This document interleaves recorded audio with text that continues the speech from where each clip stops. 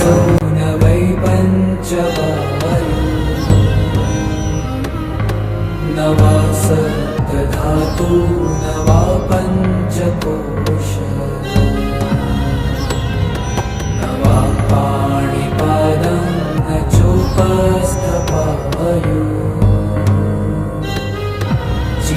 चिदानन्दरूप शिवोऽहं शिवो न च प्राणसंज्ञो न वै पञ्चवायु न वा सप्तधातु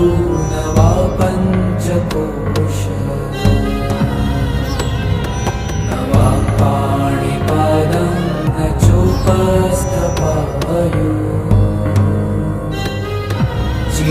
चिदानन्दरूप शिवोऽहं शिवो न च प्राणसंज्ञो न वै पञ्चवायु न वा सप्तधातु न वा पञ्चकोश न वा पाणिपादं न चोपस्थपायु चिदानन्दरूप शिवोऽहं शिवो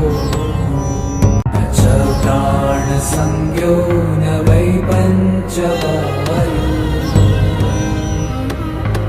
न वा सप्तधातु न वा पञ्चकोश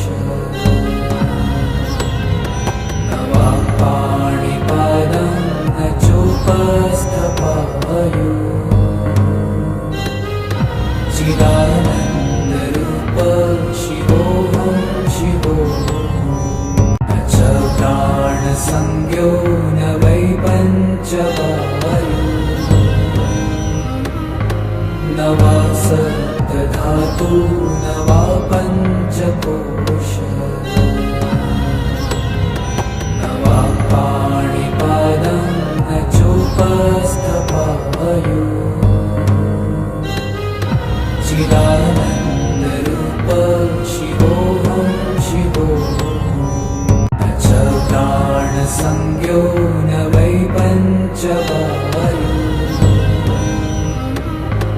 न वा सप्तधातु न वा पञ्चकोश न वा पाणिपादं न चोपस्थपायु चिदानन्दरूप शिवोऽहं शिवो न च प्राणसंज्ञो न वै पञ्चवायु न वा सप्तधातु न वा पञ्चकोश न वा पाणिपादं न चोपस्थपायु चिदानन्दरूप शिवोऽहं शिवो न च प्राणसंज्ञो न वै पञ्चवायु न वा सप्तधातु न वा पञ्चकोश न वा पाणिपादं न चोपस्थपायु चिदानन्दरूप शिवोऽहं शिवो न च प्राणसंज्ञो न वै पञ्चवायु न वा सप्तधातु न वा पञ्चकोश न वा पाणिपादं न चोपस्थपायु चिदानन्दरूप शिवोऽहं शिवो न च प्राणसंज्ञो न वै पञ्चवायु न वा सप्तधातु न वा पञ्चकोश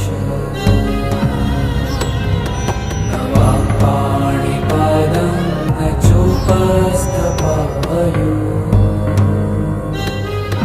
चिदानन्दरूप शिवोऽहं शिवो न च